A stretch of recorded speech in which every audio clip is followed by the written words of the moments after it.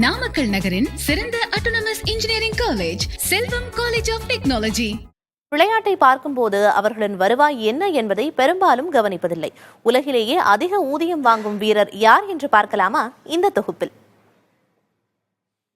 அதிக ஊதியம் வாங்கும் விளையாட்டு வீரர்கள் பட்டியலில் கால்பந்து வீரர் ரொனால்டோ முதலிடத்தில் உள்ளார்.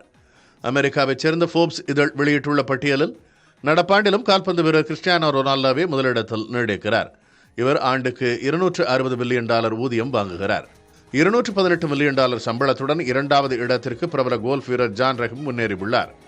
கடந்த ஆண்டு இரண்டாம் இடத்தில் இருந்த கால்பந்து வீரர் மெஸ்ஸி $135 மில்லியன் ஊதியத்துடன் மூன்றாவது இடத்திற்கு தள்ளப்பட்டுள்ளார். இதனைத் தொடர்ந்து $128.2 மில்லியன் சம்பளத்துடன் கூடைப்பந்து வீரர் லே பிராண்ட் ஜேம்ஸ் நான்காவது இடத்திலும், $111 மில்லியன் ஊதியத்துடன் மற்றொரு கூடைப்பந்து வீரர் ஜியோனஸ் ஐந்தாவது இடத்திலும் உள்ளனர்.